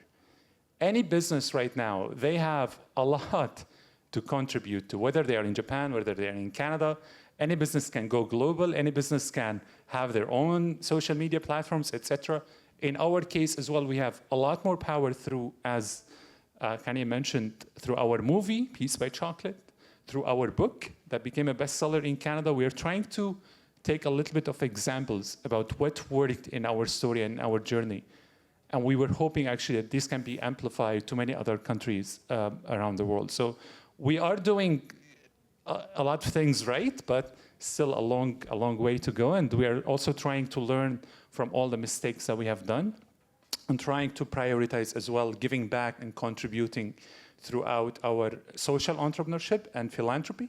And there's a big segment of what we do in the company as well that goes towards supporting refugees. So we had a commitment a few years ago to hire refugees in our company, do mentorship and marketing efforts, and help other refugee businesses in distribution, etc. And that all really comes down to the basic concept that if you are successful, it is your moral responsibility to lift others to success. And that's why any business right now can really start leading by the example and making sure that they offer opportunities to other people around them, because everything about the business is about communities and those that they believed in you since day one. Thank you. 日比野さん、先ほどから、この大井さんとパシュタナさんとタレクさんは、人間は割となんですかね、性善説にのっとって共通項を見出したいとか、できるだけこうさっきの言葉で言うと優しくしたり、ナイスに人にナイスにしたりっていう傾向があるっていうふうにおっしゃってましたけれども、日比野さんもやっぱりそういうふうに見られますか？人間の特徴というか本来の姿というのは。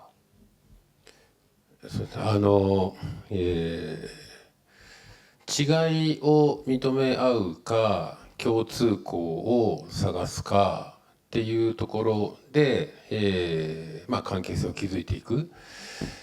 で、一枚の絵を描く、みんなそれぞれ一枚の絵を描こうとするときにそれぞれのやり方があると思うんですよね。で、世の中も絶えず動いているし価値観も変わるし、人間長生きしたとしても、1人が100年だとしても、それがどんどん80億人以上変わっていくわけなので、絶えずやはり2000年の歴史、5000年の歴史といえども、今現実に生きているのは100年前に生まれた人たちが80億人分いるということは現実なわけで、そうするとやっぱり、価値観が変わっていく、最近で言うと AI も出てくるし、今後、どんどん価値観が変わっていく中で、なので一枚の絵の描き方それぞれが平和に対して絵を描こうとする時の描き方も変えていかなくちゃいけないと思うんですよね。けれども人間ってやはり自分の書き慣れた書き方があるので、それを変えることに対してはすごく勇気が必要で、絵に例えると僕も自分の絵の描き方がある。でそしていつも減っていく好きな絵の具は減っていくので、例えば60色の絵の具があっても使ったことがない色ってたくさんあるんですよ。一回もチューブ開けてないような。で使い慣れたやつはやっぱりどんどん減っていく。でなんで使い慣れてるかというと、やり方が分かってるから安心だから。でけれども時々自分を変えようと思って使ったことない色を使うと、しまったって思う時がある。なんか自分がコントロールできなくなっちゃった。けれどもその先には自分が描いたことがない絵が出来上がってくることがありえるわけですよ。逆に言えば使い慣れた色ばっかり使ってても何も変わらないけど、あるのは違う色があるのは分かってるけども、なんかこれは使うと自分のコントロール効かないと思って手が出なかったけども、やっぱそこを出していかないとやっぱ自分も変わっていかないし、なのでそれぞれのやり方を変えるっていうことに対して挑戦していかないと世の中全体が変わっていかない。自分の好きな色はこれだからあなたもこの色を好きになってってじゃなくって、自分が使ったことがない色を使うっていう変え方っていうことを個々の中でチャレンジしていかないと、きっと世の中全体は絶えずパワーバランスでの連続だけで、みんなが変わっていこうよ、使ったことのない色をちょっと使ってみて新しい自分を見つけていこうよっていう動きが出てこないと、全体が変わっていかないんじゃないかなとは思います。そうですね。結局なんか同じ色ばっかり使ってるとパワーバランスでこっちのパワーを変えようと思ってこっちを増やすと、こっちは増えすぎて今度またこっちを増やさなきゃいけないとか、そうなっていくので、やっぱり常に違う要素も見ていかないといけない。それは多分多様性をどうやって取り込んでいくかっていうところにもつながると思いますし、その新しい色が入ってきた時の寛容さというか、そういう話にもつながっていくのかなというふうに思いました。ありがとうございます。ここまでいろいろと話をしてきましたけれども、残りあと20分ぐらいになりましたので、ここでオーディエンスの方からもしご質問等ありましたら、取っていきたいと思いますけれども、いかがでしょうか。じゃあ2つ手が上がりましたので、この前のピンクの方とその後あちらの方です。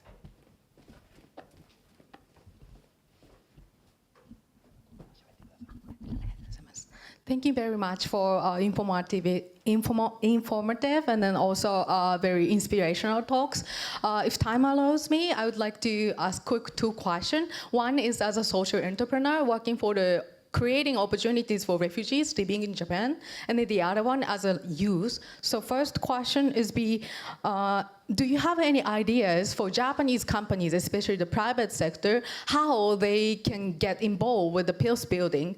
I'm asking this one because sometimes they try to make a more collaboration with the private sector. It's labeled, if it's for peace building, they label as a politics, and then difficult to get the support. So that's the one question. And the second question as youth. So do you have any, what is the key factors for doing peace building work in local communities? I totally agree with the Pashutuna said peace should be local. And sometimes it's difficult to expanding from the individual level to community level. So if you have any, point, I would love to hear that. Thank you. Thank you. Can I take another question and go back to the panel? もう一つ、じゃあ質問、あそこの手が上がっているので、取ってからパネルの方に戻りたいと思います。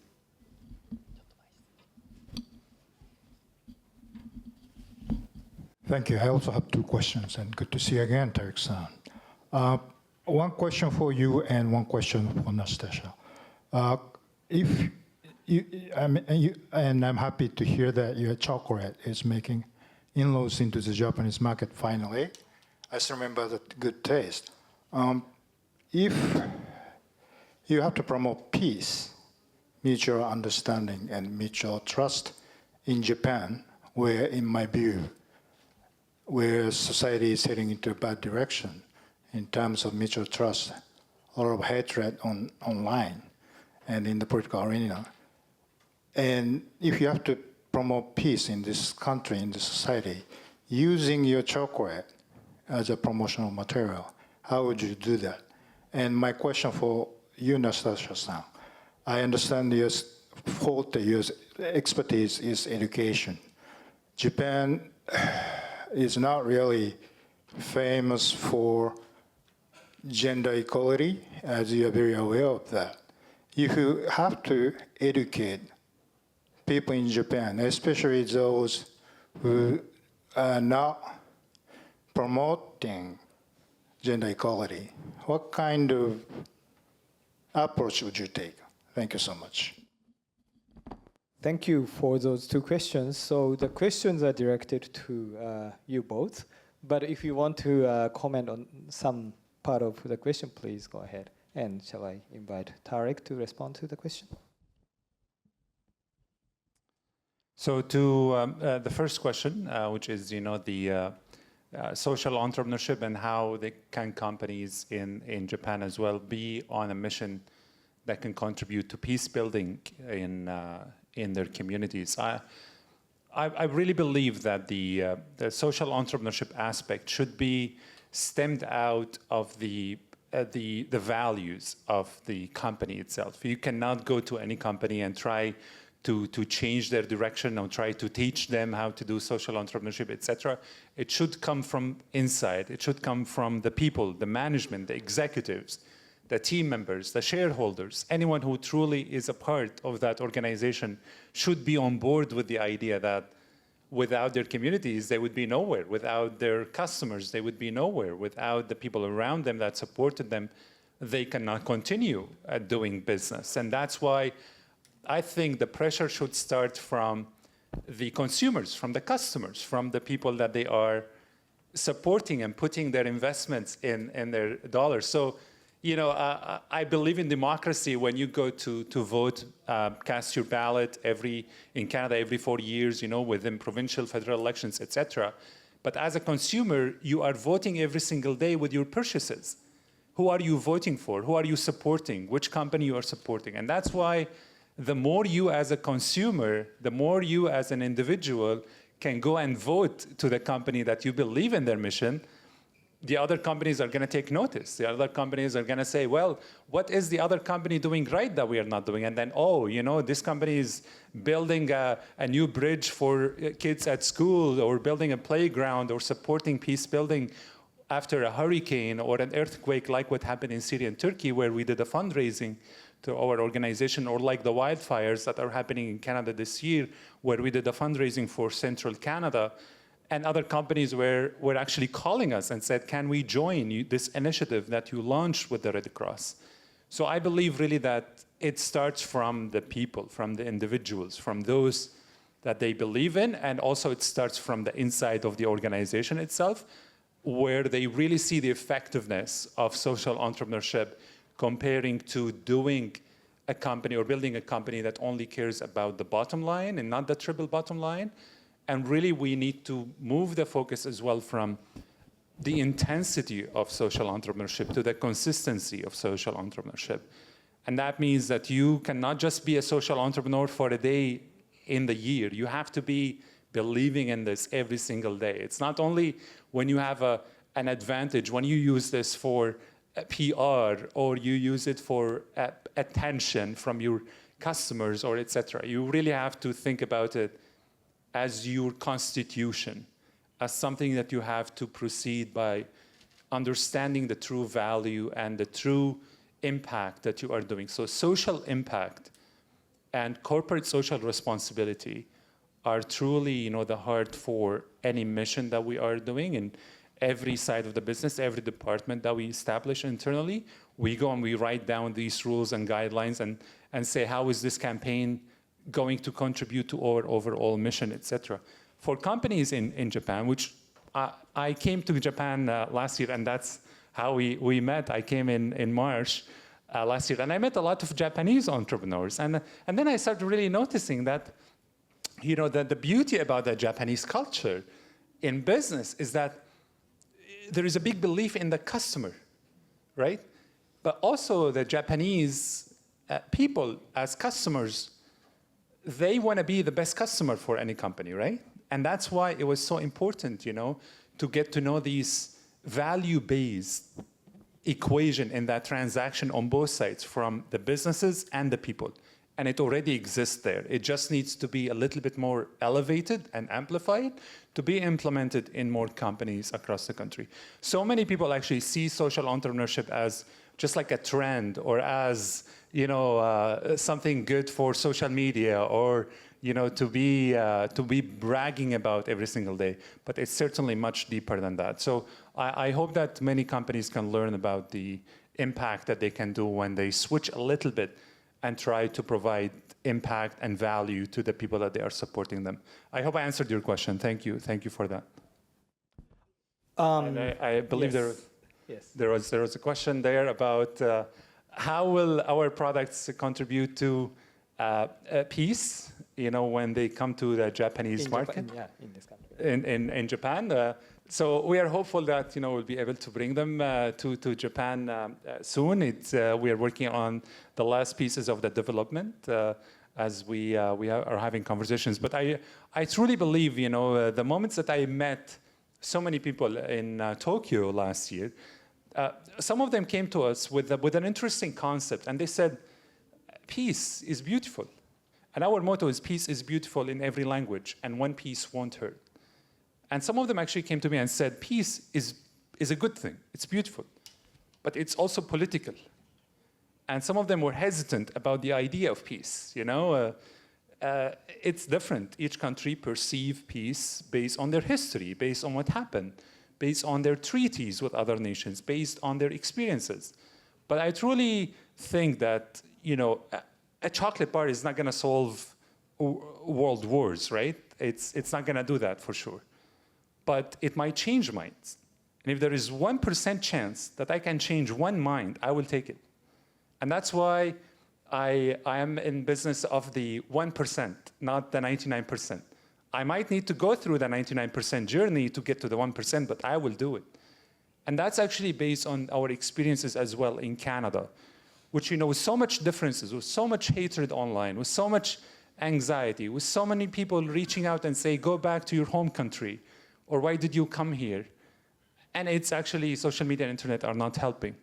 And that's why I took that chance, and now Canadians actually are more connecting with our brand than ever, trying to use it as a way to spread good messages and build networks with their people, because they want to associate themselves with a good brand. And that's why, as customers, going back to the customers idea, as an individual, you want to associate yourself with a value. You want to show the world that you are supporting good values and you are putting your investment in a company that takes care of the people. So I have no doubt that the Japanese people, the Japanese customer supporters for Peace by Chocolate are going to be there to support our mission once they learn more about it.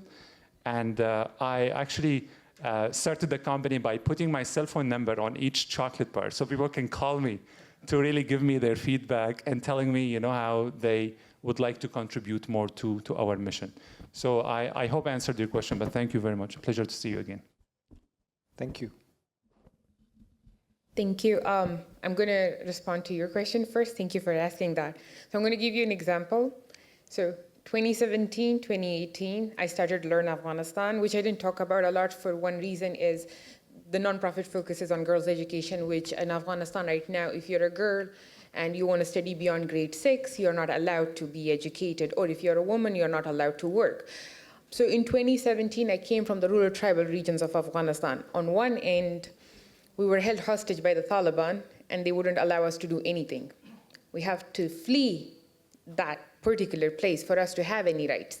On the other end, the government thought that these are mountain people and they don't necessarily want education. I remember meeting the Minister of Education and big higher people, and they were like, you don't need education. You probably marry off your women anyways, right? And that's where I thought to myself, oh, nobody's going to come and rescue us. We, young people, have to rescue ourselves. So I went to my father, begged him for $2,000. He gave me the loan. I never repaid it back. But I established a nonprofit. I focused on it. Now, I started with one school, 5 tablets, very limited support, and a lot of help from my parents. Now, post everything that has happened in my country, post 2021, today Learn is actually educating more than 6 million learners through radio program in Afghanistan, Iran, and Pakistan. Learn is also supporting learners through a SIM card company, almost 2 million users and learners. Learn also supports girls in person in Afghanistan, which is almost 1,449 girls beyond grade 6. So grade 7 to grade 12 in 14 provinces. And it is basically something that we do on a daily basis. So even today, a girl has walked up to a school in Afghanistan where legally she's not allowed. A woman has taught in a school in 14 different provinces, in different languages, in different settings, because they believe in it. Now, why did I give you this example? I come from Kandahar. Kandahar is in the south. If I didn't have the trust as a young person, I would have stuck to Kandahar. I would have never been to Bamyan or Badakhshan, where I have never been. I don't even speak the language properly. I don't have the same background like them. The one thing we have in common is a value that we share, which is access to education is the right for your daughter, my daughter, her daughter, everyone else's daughter. And that brings us all together. And that's the reason young people like me earn that trust, which is hard. But once you earn that trust, once you tell the community that you're going to honor the daughter, the community values, and you're going to make sure that you restore that educational right, people will welcome you. And I think any person in this room or any young person who wants to bring that change or wants to suggest that change, they have to go through that route. They have to earn that value, that respect, and honor that values and respect. It's hard, but once you get to it, once you start learning about it, I think you'll enjoy the journey altogether. So I really hope that the learning journey, everything comes together for you in that sense, and you put in effort to learn about it. Now, coming to your question, sir, where you asked what can be done, and especially with the gender equality in Japan being so different. I think, again, as I said, Afghanistan is seen as a partner. There's a lot in Afghanistan in the past 2 decades that we are famous for. So, for example, we had women ministers, we had women in parliament, we have women tribal ruler leaders for the past 3,000 years. Our history is rich with women leading politics, leadership, education, wars even, you know. So I think the one thing our people could do and our young girls could do, especially the girls that we have, is maybe teach about that in Japan. And the one thing that Japan could lend us in helping is technology. So for example, right now we are focusing on AI. We are focusing on mental health. And I think what one thing important we could see is that support coming from Japan. That's how you build trust. That's how you focus on gender equality. That's how you learn from each other. That's how you focus on more transparency in building those nations together. So I think looking at it in the long run, I would like to see young Afghan girls contributing to the economy of Japan through AI, through the right to education, through other different industries. Because, by the way, there is a huge Afghan community in Japan that focuses on automobile business, and I would like to see Afghan girls leading that sort of businesses and leading the AI businesses in Japan. And then when it comes to Japan, we would love to share our lessons that we have learned in the past 3,000 years or in the past 100 years when it comes to gender equality, when it comes to resilience, when it comes to fighting for your own right in a country where it might be new or different. Thank you. Thank you. We are running out of time, but if you want to provide any comments to the questions or any final words that you would like to give, please go ahead. Shall we start with Oi-san? Okay, thank you very much. I'm mindful of the time, so just very quickly, I wanted to respond to the first question about the Japanese companies. How can they get involved in peace building? Because Tarek discussed a little bit about the business contribution to peace building, but I also believe economic activities contribute to the society, to the peace, because economic activities, they generate jobs and income. And jobs and income, these things are indispensable for people to have decent life and for the stability of the society and for peace. Just to give a very extreme example, in the Sahel region in Africa, in the western part of Africa, so there are youth who don't have jobs, and they are joining militant extremist groups because they have nothing to do, because they have no means of living. And that is one of the concerns, the reasons for the spread of violence and the instability in the region. So I think it's very important that the private sector, the private companies create jobs, generate income, and promote economic activities in conflict-affected countries. How to do that? I think perhaps more than the companies themselves realize, the products or the services they have can actually contribute to the communities of any of the conflict-affected countries. Actually, last Sunday, JICA had an event in this very same room. We did a business idea contest for Japanese companies to solve challenges of refugees and refugee receiving communities. And there were, different ideas how to address, for example, the energy issue or the nutrition issue or the IT issues in the refugee affected communities. So I think we all can be creative and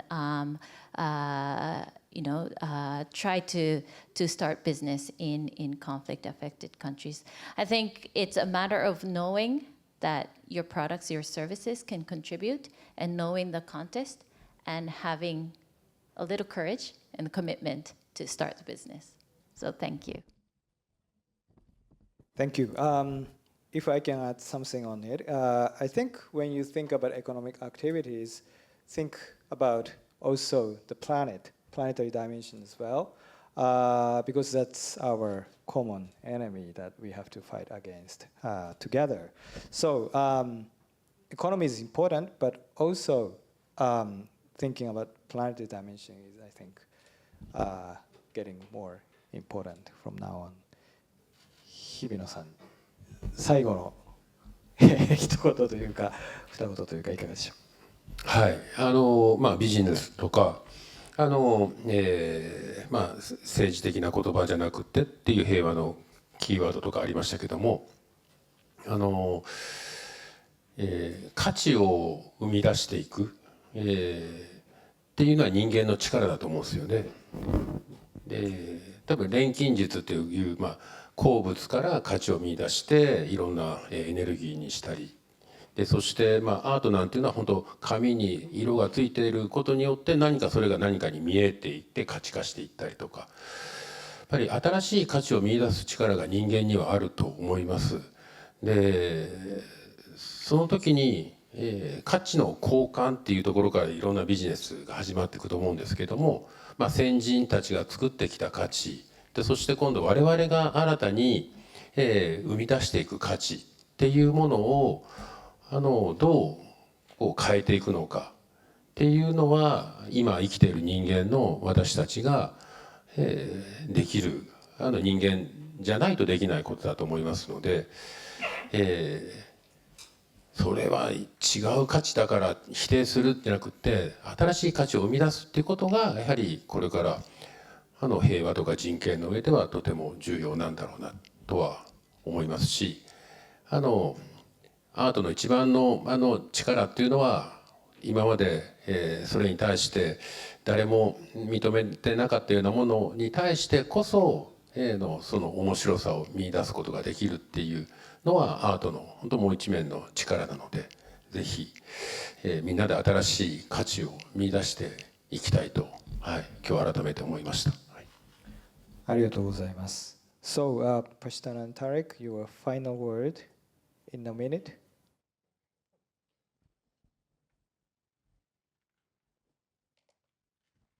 I truly enjoyed the conversation, and I feel that we come from different backgrounds, we have different objectives, we have different goals as human beings. We might see ourselves too opposite. We might see that there's so much division.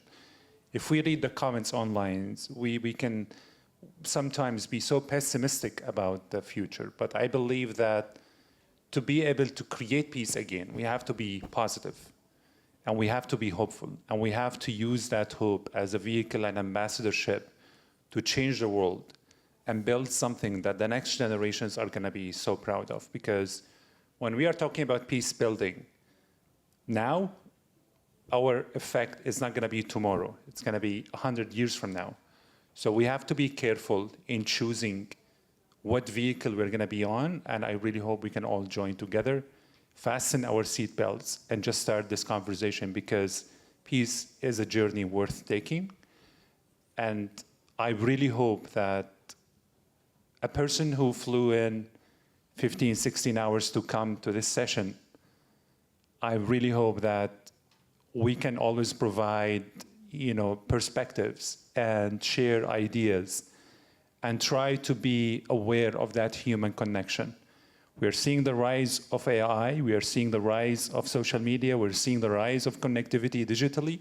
But when we come together to sit down in a room like this, to shake hands, to say thank you to one another, to say that we can build a better world together instead of focusing on isolation, focusing on being by ourselves and not talk to the other person, I feel that this is the wrong path. But I'm very hopeful, I'm very optimistic, and I thank you all for having this conversation with us as well today. And thank you, Kanye, for moderating.